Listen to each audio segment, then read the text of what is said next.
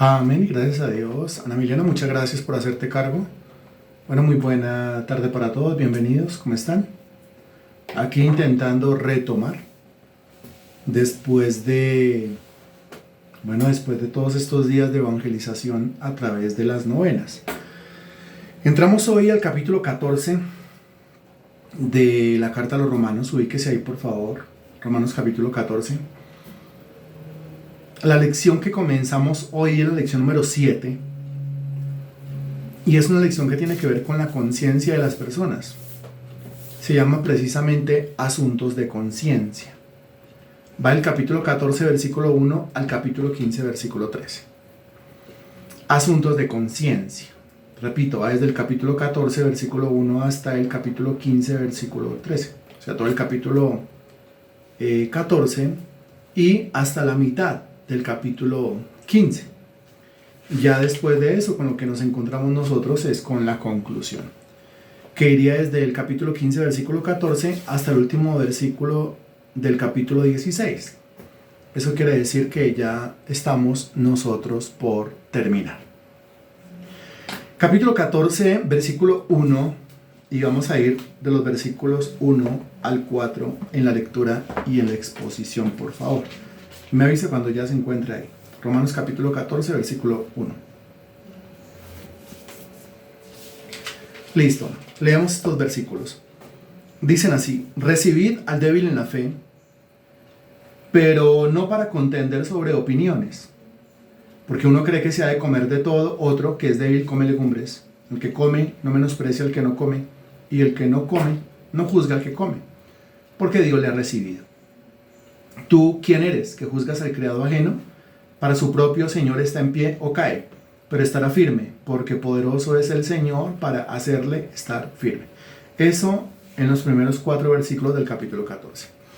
Esto lo hemos expuesto muchas veces, varias veces ya, y muy recientemente, un domingo, de los últimos domingos, vimos nosotros estos versículos. De modo que va a ser muy rápido lo que vamos a decir de estos primeros 4 versículos. En primer lugar, que los versículos hablan acerca del débil en la fe y el fuerte en la fe. ¿Sí? El fuerte en la fe tiene que recibir al débil en la fe. Lo tiene que recibir ¿en dónde? Lo tiene que recibir pues en la iglesia, lo tiene que recibir en la congregación, pero más importante que recibirlo en la iglesia, más importante que recibirlo en la congregación es recibirlo en su vida. O sea, recibirlo para la comunión con él. Que puede ser que yo reciba una persona en la iglesia o en la congregación y de alguna manera me lo aguante, me lo soporte mientras que se da el culto en la congregación.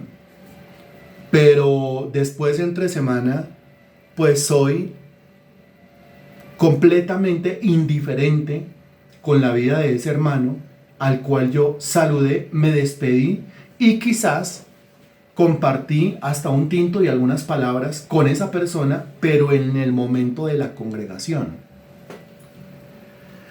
Repito, hay que recibir al débil en la fe. En la iglesia, en la congregación, pero sobre todo en la vida. Sobre todo en la comunión con él. Dese cuenta que aquí el que recibe es el fuerte. El débil es el recibido. El fuerte es el que acepta. El débil es el aceptado. ¿Cómo demuestra su madurez? El que se cree maduro, recibiendo, aceptando, tolerando. ¿Cómo reconocemos a una persona que es débil en la fe? Pues porque es la recibida, es la aceptada, es la que tiene que ser tolerada, es la que tiene que ser aguantada, la que tiene que ser soportada. Son dos, dése cuenta, dos estados o dos condiciones diferentes. Es decir, yo soy la persona a la cual todo el mundo me tiene que tolerar, todo el mundo me tiene que soportar, todo el mundo me tiene que sobrellevar, todo el mundo me tiene que aguantar. Si eso es así, si yo me convierto en una prueba de tolerancia para las demás personas, en una prueba de paciencia para las demás personas, eso está demostrando que yo soy el débil en la fe. Pero si por el contrario, yo soy la persona que acepto, que recibo, que tolero, ¿sí? Que tengo esa apertura para con las personas, pues entonces yo soy el fuerte en la fe. Ahí se comienza entonces a definirse. Hay que recibir al débil en la fe. Eso es necesario repetirlo 1,000 veces. ¿Sí? Si yo soy el que recibo, si yo soy el que tengo la apertura para con los demás, si yo soy el que tolero, el que soy paciente para con los demás, yo soy el fuerte en la fe. Si yo soy el que me convierto en una prueba para la paciencia de los demás porque soy insoportable, intratable, inaguantable, entonces yo soy el débil en la fe. Eso está claro en la primerita palabra que aparece ahí en ese versículo 1, en donde dice recibir al débil en la fe. También hemos dicho que el individuo es débil en la fe porque es débil en el conocimiento, es débil en la doctrina. Y puede ser que tenga mucho conocimiento, pero entonces es débil en la interpretación y en la aplicación de la palabra que dice saber. Una cosa es tener mucho versículo, otra cosa es interpretar esos versículos y otra cosa es aplicarlos a la vida misma. Otra diferencia entre el fuerte y el débil es que el fuerte conoce mucha Biblia, pero también entiende mucha Biblia, pero también aplica mucha Biblia en su propia vida.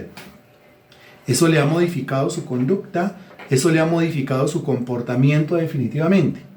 Mientras que el débil en la fe, no, el débil en la fe todavía no tiene una vida así como tan visiblemente transformada, porque todavía no tiene una vida que aplique en gran manera las verdades de la Biblia, porque todavía no tiene una vida o una mente que entienda correctamente o que interprete correctamente las doctrinas de la Sagrada Escritura, porque su conocimiento no es muy amplio y eso lo convierte en una persona débil en la fe.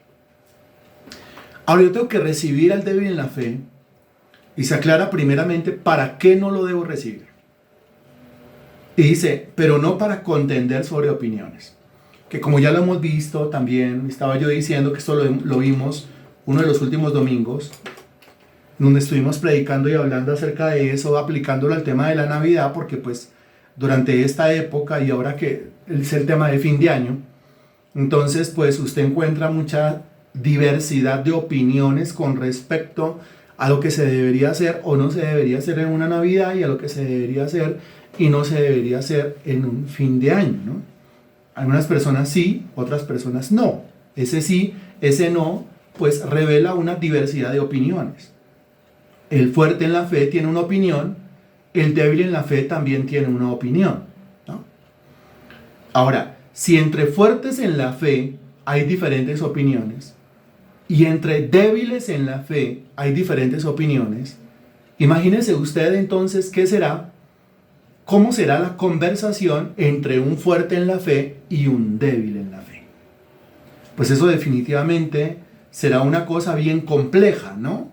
Y el que debe tener la sabiduría para conducir esa conversación que está llena de opiniones, pues es el fuerte en la fe. El débil en la fe no, porque el débil en la fe va a soltar su opinión, está seguro que es así, es muy cuadriculado con su opinión, y es el fuerte en la fe al que le toca entonces tener la sabiduría y la cintura, la flexibilidad espiritual lo suficientemente desarrollada como para saber qué hacer en una conversación con el débil en la fe, en donde el débil en la fe está mostrando o está manifestando sus opiniones.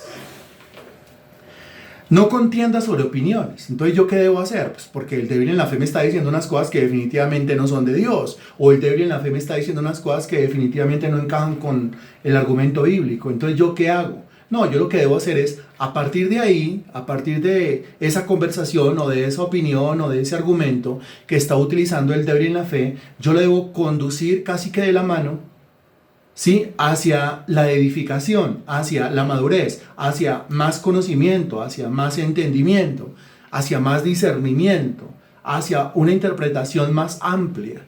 Llevarlo bueno, eso que estás diciendo puede que tenga razón, pero ¿por qué no lo revisas en este libro? Y si tú comparas ese versículo con este versículo, dime qué te dice. Pues ya no te está diciendo lo mismo, ¿cierto? Te está diciendo otra cosa, o lo mismo pero de una manera más amplia, o lo mismo pero de una manera más profunda, ¿cierto? Lo que pasa es que uno no puede formar doctrina de un solo versículo. Uno necesita todos los versículos que hablan acerca del tema para realmente hablar del conocimiento doctrinal. Pero eso hay que decirlo, como lo sabemos nosotros, hay que decir la verdad, pero en amor. porque de lo contrario yo perdí al débil en la fe. Y cuando digo lo perdí en la fe, no estoy diciendo que pierda su salvación, sino que yo lo perdí para la comunión. Lo perdí en la aceptación. Esa persona ya no va a querer sentarse a hablar conmigo, porque cuando se sentó a hablar conmigo yo lo ofendí, yo lo humillé, yo me le reí, yo me le burlé, yo fui sarcástico, etcétera, etcétera, etcétera. Si muchas veces entre maduros en la fe se hacen chistes, somos sarcásticos, y un maduro en la fe resulta ofendido por el chistecito, ahora imagínese el sarcasmo o el chistecito hecho a una persona que es débil en la fe. Si es débil en la fe, también usted notará una debilidad en su mente, una debilidad en sus sentimientos, una debilidad en su personalidad. ¿Sí? La característica de esa persona es la debilidad. A continuación, entonces, se colocan unos ejemplos, un par de ejemplos. Porque uno cree que se ha de comer de todo, otro que es débil, come legumbres. También lo habíamos visto un domingo. Uno cree que se ha de comer de todo. ¿Quién? Pues el fuerte en la fe. Otro solo come legumbres. Bueno, otro solamente come legumbres. Y entonces ahí inicia la conversación. La conversación es sobre opiniones. El uno dice que es mejor comer esto, el otro dice que es mejor comer de todo. Y lo que tiene que hacer el fuerte en la fe es, pues ya que come de todo, incluyendo las legumbres, y el otro le viene a hablar de zanahorias, o le viene a hablar de brócolis, o le viene a hablar de coliflores, o le viene a hablar de lechugas, pues como eso también es parte de la dieta del fuerte en la fe, ya que se dice en el versículo que come de todo, pues entonces no tiene ninguna clase de problema en hablar muy bien de los brócolis, en hablar muy bien de los coliflores, en hablar muy bien de las zanahorias y en hablar muy bien de las lechugas. Dese cuenta cómo es que se hace y cómo lo plantea la Sagrada Escritura, ¿sí?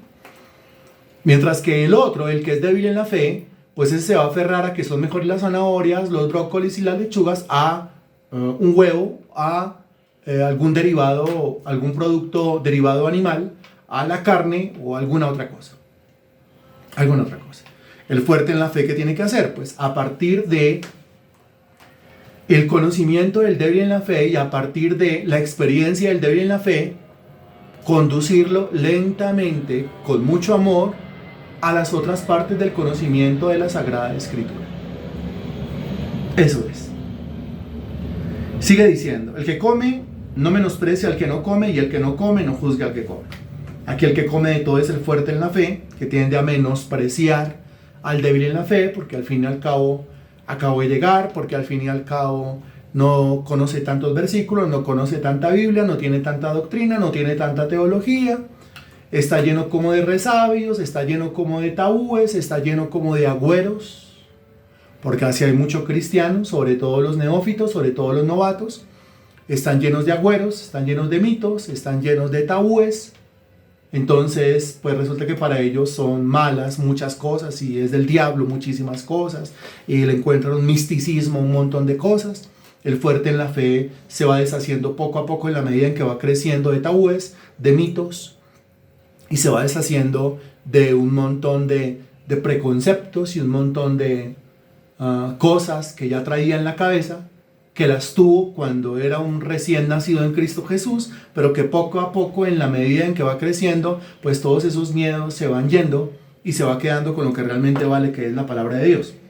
Pero entonces el fuerte en la fe tiende a menospreciar al que no come, y el que no come, o sea, el débil en la fe, tiende a juzgar al que come. Lo juzga, lo señala. Pero ¿cómo ese que sabe tanta Biblia, o cómo ese que tiene tanto conocimiento, o cómo ese que tiene tanta doctrina, o cómo ese que lleva tanto tiempo en la iglesia, o cómo ese que lleva tanto tiempo ahí sirviendo, y no puede ser que esté sirviendo, ¿sí?, está comiendo eso que no se debería comer? ¿Pero por qué no se debería comer? ¿Por qué no se debería comer? Porque es pecado. ¿Según quién? Dice según Dios, pero no es capaz de demostrarlo con la Sagrada Escritura porque es débil en el conocimiento. Entonces, para esta persona, pues eso está mal, pero según él. Eso es pecado, pero según él. Eso no se debe hacer, pero según él. Entonces, dése cuenta que aquí ni siquiera está defendiendo la posición de Dios, ni siquiera está defendiendo lo que está escrito en la palabra de Dios, sino lo que él cree que es verdad. ¿Qué debe hacer el fuerte en la fe? respirar profundo frente al enjuiciamiento, respirar profundo y continuar adelante. Porque lo tiene que recibir en la fe, pero no para contender sobre opiniones. Lo debe recibir en la fe, pero para tomarlo de la mano y guiarlo en el camino de la edificación, de la madurez y de la adultez en Cristo.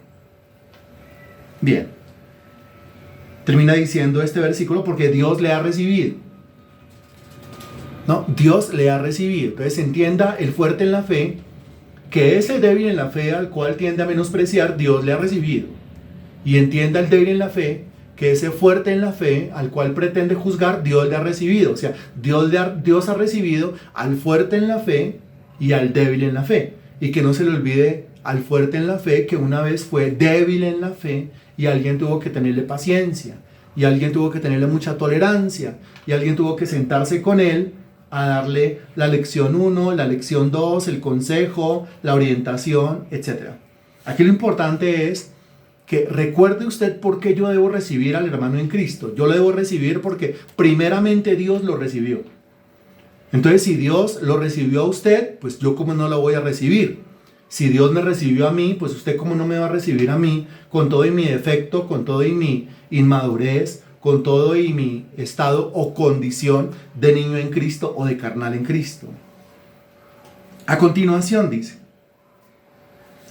¿tú quién eres que juzgas al criado ajeno? Para su propio Señor está en pie o cae, pero estará firme, porque poderoso es el Señor para hacerle estar firme. Entonces, Dios me ha recibido y yo soy su criado. Y como lo decíamos el domingo, yo soy el criado de Dios, no del hombre. Y usted es el criado de Dios, no del hombre. Hablando más específicamente, pues usted es criado de Dios, no mío. Y yo soy criado o siervo o esclavo de Dios, no suyo. Lo que pasa es que su servicio a mí me beneficia. Su servicio que usted hace delante de Dios para su Dios, a mí me beneficia. Y el servicio que yo hago para Dios, como lo que estoy haciendo en esta noche yo estoy predicando el Evangelio. Predico el Evangelio cada noche, a partir de las 6 de la tarde. Lo predico en cada clase, pero no lo hago para usted. Lo hago para Dios, porque Él es mi Señor y yo soy su esclavo. Solamente que en ese servicio Dios me dice a mí que no le predique el Evangelio a Él, porque Él es el inspirador del Evangelio. Él no lo necesita, Él lo conoce y nos lo dio. Sino que en ese servicio Dios me dice a mí: dele el Evangelio a aquel que se siente a escuchar el Evangelio. Pero el servicio es para Dios. Y sin embargo usted es beneficiario de este servicio que yo hago para Dios. De la misma manera, cuando usted hace algo para Dios, pues a mí me beneficia. El servicio que juntos hacemos para Dios nos beneficia mutuamente. ¿Quién lo está entendiendo? El servicio que juntos hacemos para Dios nos beneficia mutuamente. El servicio es una cosa espectacular. Me beneficia a mí y lo beneficia a usted. Pero aquí lo deja claro el apóstol Pablo: ¿tú quién eres que juzgas al criado ajeno? O sea, que el fuerte en la fe no crea que es que el débil en la fe es su criado. Y que el débil en la fe no crea que el fuerte en la fe es su criado. Porque usted ni es criado mío, ni yo soy criado suyo. Usted ni es siervo mío, ni yo soy siervo suyo. Usted no es esclavo mío y yo no soy esclavo suyo. El tema es que al unirnos como equipo, como ministerio, pues nosotros nos tenemos que poner de acuerdo, sin que el uno sea esclavo del otro, pero nos tenemos que poner de acuerdo. Y para ponernos de acuerdo se necesita mucha madurez espiritual. Definitivamente hay que decirlo. ¿Por qué? Porque somos seres humanos que tenemos nuestras propias opiniones. Esas opiniones hay que darlas, hay que decirlas, hay que divulgarlas. Y puede ser que mi opinión a usted no le guste, su opinión a mí no me guste. Ahí es cuando se demuestra la madurez, la adultez o la niñez. Ahí es cuando se demuestra lo fuerte que es o lo débil que es. Ahí es cuando se demuestra si vamos en el mismo camino de madurez o no vamos en el mismo camino de madurez. Algunos se dan el lujo de, están sirviendo y entonces se aburrieron, se cansaron, se agotaron, se desilusionaron, se desmotivaron, paso al costado y no siguen sirviendo. Yo a esas alturas me pregunto, Freddy, yo me pregunto, ¿cómo les queda tan fácil de hacer eso? Porque para mí es impensable. O sea, solamente imagínense que yo, Freddy, entonces, por alguna cosa que pasó y que pasó con usted o con alguna otra persona, entonces yo decidí dar un paso al costado y ya no servir más, ya no enseñar más, ya no predicar más. Y para mí es una cosa impensable. Cuando yo veo que a alguien le queda tan fácil decir, doy un paso al costado porque la razón que sea, yo digo, ¿cómo son capaces de hacerlo? ¿Acaso no entienden que el servicio no es para los hombres? Si alguien ya no quiere servir, pues igual yo voy a seguir sirviendo.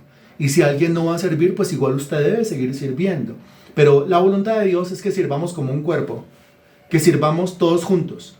Ojalá todos fuéramos lo suficientemente fuertes en la fe, pero los casos normales son que se tengan que unir los fuertes en la fe con los débiles en la fe, los débiles en la fe con los fuertes en la fe, y tengan que ponerse de acuerdo y tengan que desarrollar madurez para poder seguir sirviendo a Jesucristo. De lo contrario no se puede. Termina diciendo el contexto: para su propio Señor está en pie o cae, pero estará firme, porque poderoso es el Señor para hacerle estar firme. ¿Quién mantiene firme al fuerte en la fe? ¿Quién mantiene firme al débil en la fe? Usted conoce la respuesta, ¿no? El mismo que mantiene firme al fuerte en la fe es el mismo que mantiene firme al débil en la fe. O sea que la firmeza del débil no viene gracias al fuerte, y la firmeza del fuerte no viene gracias al débil, sino que la firmeza de los dos viene gracias a Dios. Yo soy solamente un instrumento en las manos de Dios para que, si hay algún débil, alguno que no tenga el conocimiento profundo, claro, exacto de la palabra de Dios, con muchísimo gusto yo se lo pueda transmitir. Ese es mi servicio. Pero ahí usted también va entendiendo que usted debe servirle a Dios, y su servicio también me debe bendecir a mí, me debe beneficiar a mí. Eso hasta el versículo 4. Ahora pasamos al contexto de los versículos que van del 5 al 9. Y aquí de entrada se nos plantea otro ejemplo. Ya no es el de la comida, ahora es el de los días, que lo aplicábamos al tema de la Navidad. Uno hace diferencia entre día y día, otro juzga iguales todos los días. No, ahí está el ejemplo. Uno hace diferencia entre día y día, porque uno considera que hay unos días que son más especiales que otros. Y para el otro, pues todos los días son iguales. Primero, miremos la opinión del fuerte en la fe. El fuerte en la fe considera que todos los días son iguales. Que todos los días son iguales para buscar de Dios, para orar, para servirle a Dios, para suplicarle a Dios, para servirle a Dios, para predicar el evangelio, etcétera, etcétera, etcétera. Y que todos los días se tienen que vivir con igual santidad. Muy bien. El débil en la fe entonces considerará que no es así. El débil en la fe considerará pues que hay que cumplir con algunos días, que algunos días son más especiales que otros, que algunos días son como más santos o más sacros que otros, en los cuales yo logro tener una mejor comunión con Dios, una mayor comunión con el Señor. ¿Quién tiene razón? Pues los dos, porque cada uno lo está viendo desde su propia perspectiva, desde su propia opinión. Pero al final necesitamos nosotros reunir los dos puntos de vista para llegar a un punto de vista más grande, a un punto de vista más amplio. Porque es que el que considera todos los días iguales, pues se amarga cuando ve al otro que considera que un día es más especial que el otro. ¿Sí? Y cuando yo soy el que considero todos los días o algunos días como diferentes, entonces pues yo también me pongo a juzgar, me pongo a cuestionar al que considera que todos los días son iguales. Por ejemplo, el tema de la Navidad, el 24 de diciembre. Los cristianos divididos, unos que sí, otros que no. Unos que cómo se le ocurre que yo voy a celebrar eso, porque usted no sabe acaso, que es que eso viene del paganismo. Pues nosotros mismos lo explicamos. Sacamos desde noviembre para explicar el tema, para aclarar la cabeza y para tranquilizar la conciencia también de las personas que todavía no entendían qué era lo que nosotros íbamos a hacer durante esos 9 días y por qué conservábamos el nombre de novena. Que realmente nosotros hicimos una novena porque fueron 9 días, ¿sabes? Esa es la definición de novena, ¿sí? Una actividad que se desarrolla durante 9 días, una novena, punto. Un novenario, eso es. Pero ¿qué hicimos durante esos 9 días? Durante esos 9 días nosotros evangelizamos. Ok. Sin embargo, todavía habrá alguno que se quedó como inquieto, ¿no? y que se quedó como hablando y que se quedó como juzgando y que se quedó como cuestionando. La mayoría de los que cuestionarán pues ni siquiera estuvieron en una. O sea, no se enteraron realmente de primera mano qué fue lo que nosotros hicimos. Reunir personas, cada uno vino con su maraca, con su pandereta, y nosotros también llevamos nuestra propia música, nuestras propias canciones navideñas. La Navidad es nuestra, la Navidad es suya, la Navidad es mía, la Navidad no es del mundo, la Navidad es nuestra, porque la Navidad se refiere al nacimiento de Cristo. Entonces eso es nuestro, no es del mundo, eso es nuestro, es para nosotros.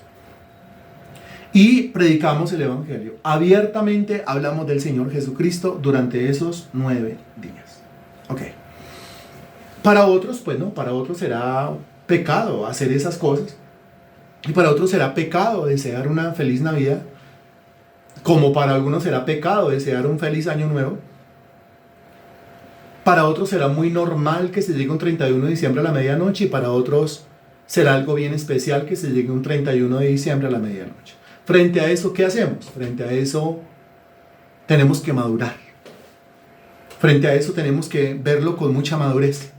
Y tenemos que aprovechar todo momento, al menos eso es lo que tiene que hacer el fuerte en la fe. Tenemos que aprovechar cada momento, cada situación, cada circunstancia para poder sembrar la semilla del Evangelio en las mentes. Si lo logramos hacer un 24 de diciembre, gloria a Dios, puede predicar el 24 de diciembre. No sé a quién usted logró sentar a su lado el 24 de diciembre, ¿no? Porque esa era la actividad y ese era el compromiso. De que usted iba a tomar como base la exposición de una hora que hicimos el 24 a las 7 de la noche, y ahí usted seguía con lo que le tocaba hacer hasta la hora que se durmiera. Lo mismo pretendemos hacer nosotros el 31 de diciembre, dar una palabra de fin de año. A mí no me interesan esas palabras porque para mí el 31 de diciembre es un día normal. Genial, me agrada que sea normal. Yo me voy a dirigir a los que consideran que ese día es normal y a los que consideran que ese día es especial, a los dos. Y si usted me pregunta a mí, pues yo le diré que el 31 de diciembre es un día normal, como el 24 de diciembre es un día normal, pero que esos días normales los podemos convertir en especiales para especialmente hacer un énfasis en la persona de Jesucristo. Y eso lo podemos hacer nosotros ahorita en enero, ahorita en febrero, y eso lo podemos hacer nosotros ahorita en marzo, ahorita en abril, en Semana Santa, por ejemplo. No celebro Semana Santa porque esa es la época en la cual la tradición celebra sus días. Sus días, no son los días de la tradición, son los días nuestros. Porque en Semana Santa lo que se recuerda es la muerte y resurrección de Jesús. Y es cuando usted y yo tenemos que aparecer. O aparecemos, porque están hablando desde nuestro Jesús. Pero están hablando de nuestro Jesús en medio de un montón de mitos, en medio de un montón de tabúes y en medio de un montón de mentiras. Pues ahí usted aparece con la luz que usted ya tiene y usted le cuenta a todo el mundo cuál es la verdad. Tenemos testimonios de mucha gente, muchos vecinos que asistieron a diferentes novenas, muy agradecidos. Sus mensajes todavía llegan. ¿Hubo un impacto? ¿En todos? No, probablemente no en todos. En algunos, sí, probablemente en algunos que fueron impactados con esta labor. ¿Y a qué nos dedicamos durante el año? A esto, a evangelizar, a dar palabra, a dar evangelio. Como lo veíamos nosotros en la palabra que dimos el 24 a las 7 de la noche, pues mira, aquí tenemos nosotros a unos que el 24 o el 31 se encierran en una iglesia a escuchar sermones, a reprender al diablo y a pensar que todos los que están afuera están equivocados y que solamente ellos son los más santos. Eso es una postura completamente equivocada. Porque ¿dónde debe estar el cristiano? Claro, metido en la Biblia, metido en la oración, por supuesto, pero sobre todo allá, porque cuando que está lleno del mito, del sortilegio, o cuando que está lleno del agüero, comience a ponerse su ropa amarilla que dice que para traer la suerte, o comience a meter las papas debajo de la cama por el agüero, o comience a salir como un loco a darle vueltas corriendo con una maleta a la manzana, ahí es cuando usted tiene que aparecer.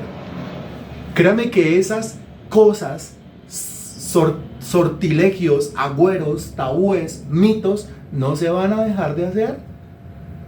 Usted encerrado en una iglesia, escuchando palabra y reprendiendo al diablo. Hay que escuchar palabra y hay que reprender al diablo. Pero es cuando usted aparece y usted dice, ven. Porque si realmente usted quiere que la suerte le cambie, yo creo que no es a punta de cucos amarillos. ¿O sí? Dígamelo usted, mi estimado creyente. Y si hay algún creyente que diga, a mí lo de los cucos amarillos sí me funciona, pues entonces aquí no podemos contender sobre opiniones, ¿no? Pero es un momento especial para que alguno, no, pero es que tenemos que comernos las 12 uvas y pedir un deseo, porque ahí es cuando usted habla de los deseos, pero desde la Biblia. Y usted dice, no son las uvas las que conceden deseos. Las uvas son ricas, cómase 12, cómase 20, cómase un racimo, cómase un viñedo completo, si le cabe en ese estómago. Pero cuando se habla de los deseos del corazón, yo me acuerdo del texto que dice que Dios te conceda las peticiones de tu corazón. Entonces el momento precioso para hablar de Dios, hablar del corazón, hablar de los deseos, mire, hablar del Señor. Es que yo quiero prosperidad y por eso hoy me bañé con agua de ruda, con agua de cilantro, con el agua del florero. Pues si usted quiere prosperidad, yo le puedo hablar de prosperidad. Amado, yo deseo que tú seas prosperado en todas las cosas y que tengas salud así como prospera tu alma. Dese cuenta que ahí tenemos que aparecer nosotros, ¿no? Al menos ahí tiene que aparecer el fuerte en la fe, en medio de tanta debilidad. Uno hace diferencia entre día y día, otro juzga iguales todos los días. Cada uno esté plenamente convencido en su propia mente. Sobre todo, con lo que nos encontramos es que el débil en la fe, la mayoría de las veces está más convencido en su propia mente de lo poquito que sabe que el fuerte en la fe. Según la estadística es así. O sea, el fuerte en la fe a veces sabe tanto que no sabe nada. O sea, recita los versículos de Génesis, de Éxodo, de Levítico y los libros de la Biblia para adelante, para atrás. Muy bien, pero su interpretación es nula, su aplicación es nula y su aceptación para con el débil en la fe es catastrófica. Mientras que el débil en la fe sabe poquito, pero está tan aferrado a ese poquito conocimiento que tiene, que muchas veces hasta corcha al que es fuerte en la fe. Cada uno está plenamente convencido en su propia mente. El que hace caso del día, lo hace para el Señor. Y el que no hace caso del día, para el Señor no lo hace. El que come, para el Señor come, porque da gracias a Dios. Y el que no come, para el Señor no come y da gracias a Dios. Eso está muy bien. Que el 31... para mí no es nada especial y a las 7 o 8 de la noche procurar estar durmiendo. Maravilloso. Pero no se le olvide, antes de usted dormirse, darle gracias a Dios por ese día. El otro, no, yo sí me voy a esperar hasta medianoche. Yo quiero abrazarme con mis familiares y yo quiero darle gracias a Dios con mis familiares por este nuevo año que comienza, por ese año que terminó y por ese año que comienza. Gloria a Dios. Dese cuenta que los dos lo están haciendo para el Señor. Lo que importa es que los dos lo estén haciendo para el Señor, que los dos glorifiquen a Jesucristo con eso que hacen o con eso que no hacen, ¿sí? Con eso que se van a permitir y con eso que no se van a permitir. Eso es lo realmente importante del asunto. Ahora, lo importante sí es, pues cuando usted se acueste a dormir temprano, que dice que no le interesa el tema del 31 de diciembre, pues que cuando se acueste a dormir temprano a las 6 o a las 7 o a las 8 de la noche, pues no se acueste en la amargura porque los demás iban a estar despiertos, porque eso es como el que se quiere acostar temprano pero queriendo estar hasta medianoche y darse un abrazo con los demás deseándose cosas bonitas. Pues entonces sería una completa ironía, ¿no le parece? Si se va a acostar, acuéstese en paz, porque la amargura es una cosa que a Dios le desagrada. Ahora, si no se va a acostar, sino que va a estar despierto hasta medianoche para abrazarse con todo el mundo, pero también en alegría, sin amargura. Porque recuerde, la amargura es algo que a Dios le desagrada. Dice, porque ninguno de nosotros vive para sí y ninguno muere para sí. Pues si vivimos, para el Señor vivimos, y si morimos, para el Señor morimos. Así pues, sea que vivamos o que muramos, sea que se acueste temprano o que se espera hasta medianoche, del Señor somos. Porque Cristo para esto murió y resucitó y volvió a vivir. Para ser Señor así de los muertos como de los que viven. Eso dice el versículo 9. Entonces, por razón de la muerte y la resurrección del Señor Jesucristo, es que Jesús se convirtió en Señor. Si es el Señor, es el que manda. Entonces Él es el que manda y yo soy el que obedece. Si Él es el Señor, yo soy el esclavo. Hay un esclavo que se va a acostar a dormir temprano. Hágale, pero dele gracias al Señor. Hay un esclavo que se va a acostar a dormir tarde. Hágale, pero dele gracias al Señor. Es decir, viva momentos que realmente honren, que realmente glorifiquen al Señor. Que su actuación honre a Jesucristo.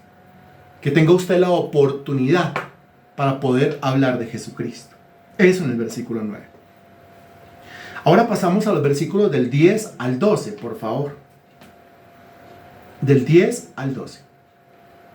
Dice el versículo 10, pero tú, ¿por qué juzgas a tu hermano otra vez? Porque la tendencia es juzgar. O tú también, ¿por qué menosprecias a tu hermano? Recuerde que el que menosprecia es el fuerte y el que juzga es el débil. Esas dos cosas que abundan en las iglesias, que abundan entre los cristianos, no deberían existir entre los cristianos. Entre los cristianos, el uno no debería menospreciar al otro y el otro no debería juzgar al uno. Porque juzgar, ¿sí?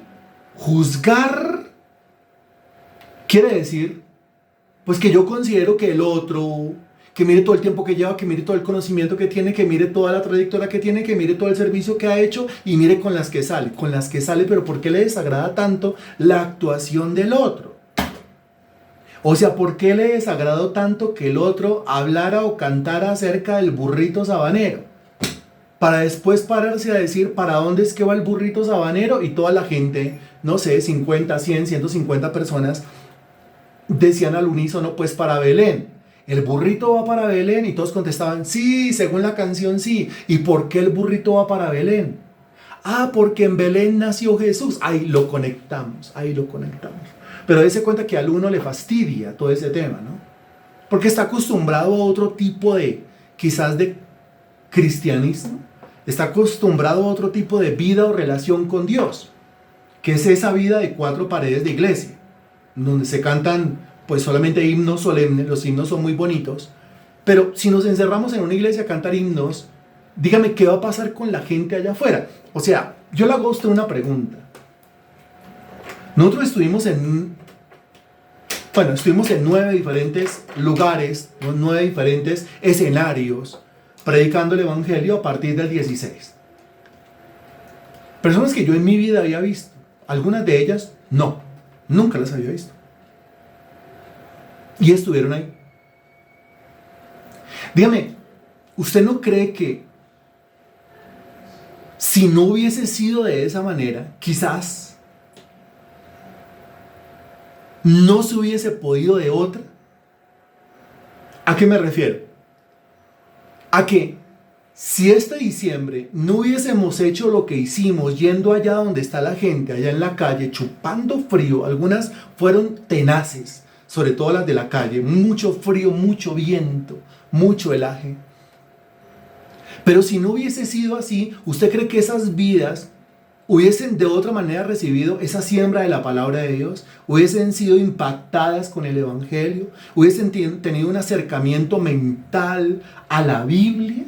Si no hubiese sido así, la respuesta es, bueno, Dios tiene múltiples medios para hacerlo. Pero humanamente hablando uno dice, no, Señor. No existía la más mínima posibilidad. ¿Por qué? Porque, por ejemplo, cuando llegamos a la novena 5, o a las 6, o a las 7, o a la 8, pues ellos venían de su misma tradición, todos los días rezando lo mismo, todos los días cantando lo mismo, todos los días la misma repetición de la repetidera. Cuando llegamos nosotros, pues se rompió ese molde, se rompió esa tradición, sin embargo la gente no se fue, a la gente le gustó y la gente, algunos vinieron y agradecieron, no se sintieron ofendidos, porque no vieron los mismos rezos, las mismas repeticiones y las mismas oraciones. Fue muy musical, por eso la herramienta de la música, de las canciones o de los villancicos, y sobre todo cuando se predicó la palabra, ver a la gente haciendo con la cabecita como que sí, como afirmando, como aceptando, pues eso fue una semilla que se sembró allá en lo profundo de ese corazón. Es por eso que lo hacemos. Al débil en la fe hay que darle razones para tranquilizarlo. El fuerte en la fe no necesita esa clase de razones. Sin embargo, yo me encontré hace meses, cuando me escuchaban hablar acerca de esto, personas que no saben cómo trabajamos, diciendo, oiga, ¿de verdad que es que van a cantar el burrito sabanero? Yo sí, el burrito sabanero, y si se puede tutaina, tuturumaina, y se puede a la nanita nana, las que podamos sacar nosotros allí, en la incomodidad de la noche, de algunos lugares, del frío, del helaje, del viento, tan tenaz, pero todo sea para servirle al Señor Jesucristo. Y esto se hace cuando los débiles y los fuertes y los débiles, logramos ponernos de acuerdo para el servicio. De lo contrario, no se hace. Podemos encerrarnos en una iglesia a reprender al diablo, pero ¿y allá quién les va a sembrar la palabra? Allá quién les va a sembrar la semilla en la mente y en el corazón, ¿no? Y creemos en la guerra espiritual, lógicamente. Venimos en una serie los domingos que precisamente habla de guerra espiritual.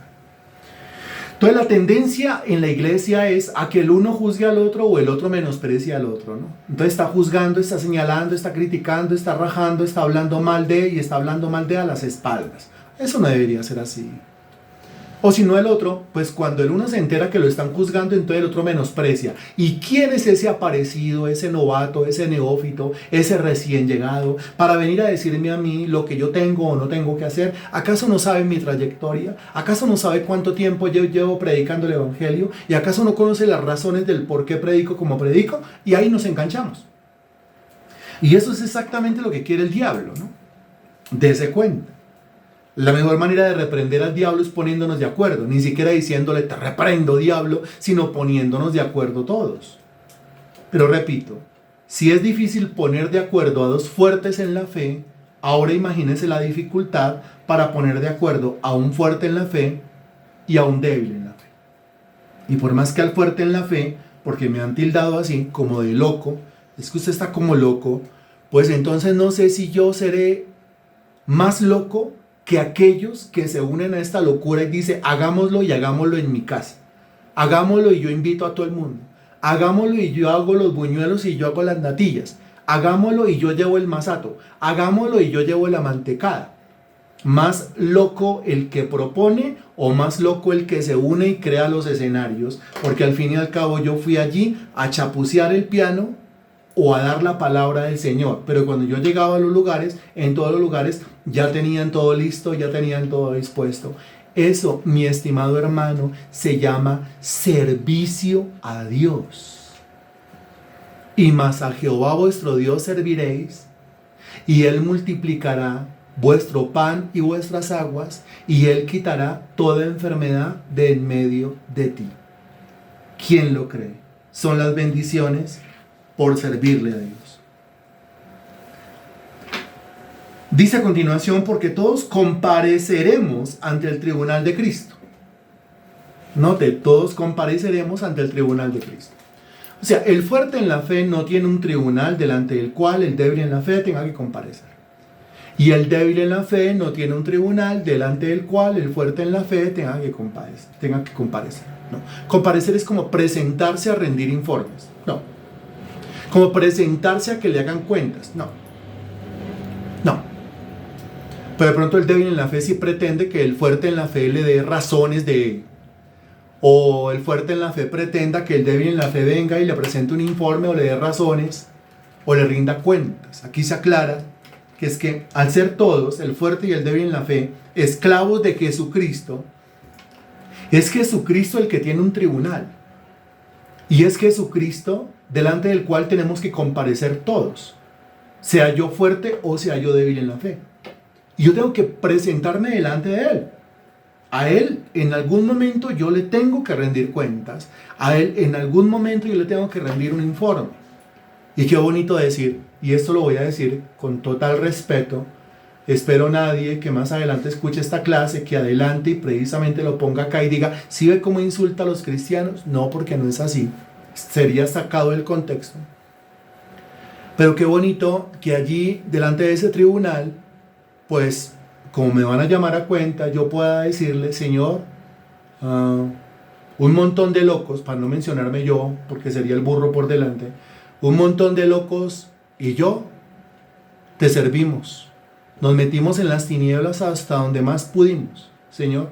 Y allí, públicamente, en las casas y en las calles, allí predicamos el Evangelio.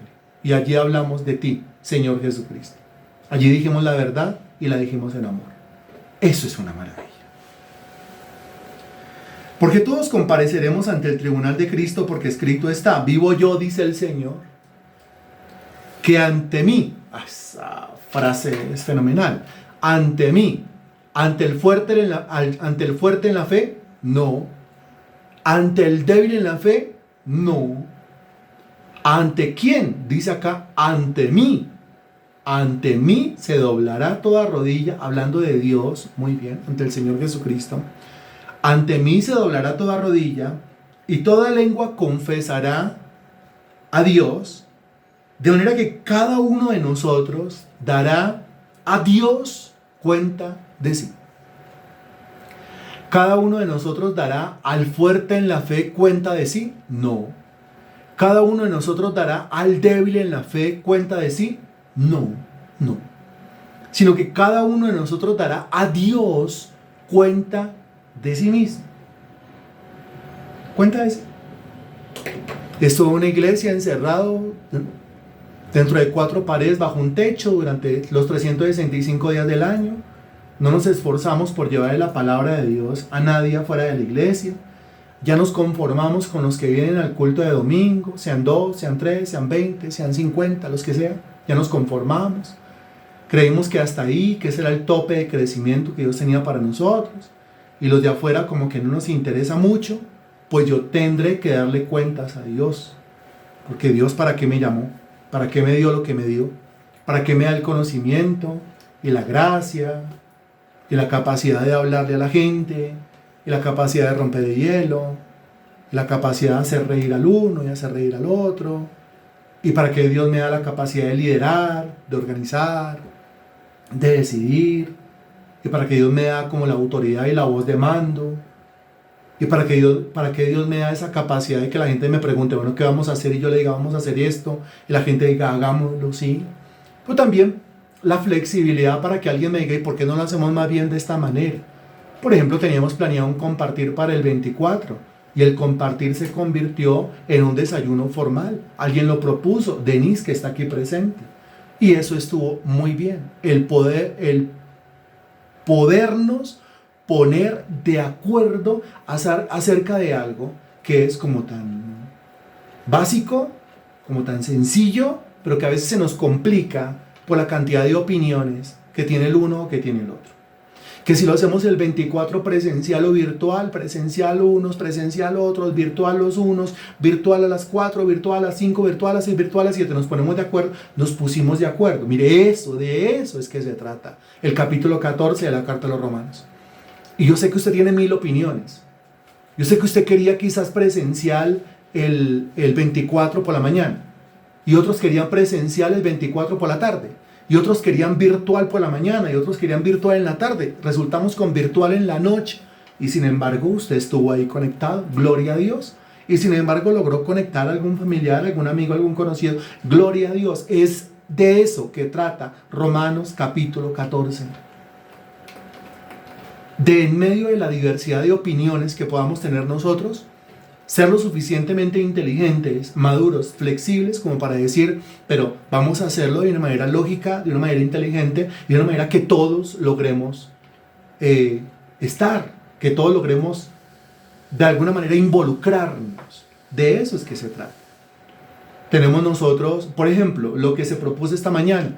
Les pido por favor que todos colaboren dando algunas canciones que sean de su gusto, que ministren su espíritu, las que sean, no importa que no sean nuevas, no importa que sean viejas, no importa que sean himnos, los que sean, ¿sí? Pero que ministren su espíritu, porque se está intentando crear el nuevo repertorio del equipo de alabanza para el año 2025. Entonces el equipo de alabanza pregunta, ¿y qué canciones? No, pues que las canciones délas usted, que sea usted. Y ahí entonces pues se comienzan a filtrar todas las canciones, se va creando como una lista y son las canciones que se comienzan a ensayar y pues gloria a Dios, todas las canciones serán tenidas en cuenta. Pero de eso exactamente es que se trata, ¿no? Cuando logramos involucrarnos todos, no cuando alguno se queda por allá mirando a las nubes, porque el que mira las nubes no cegará.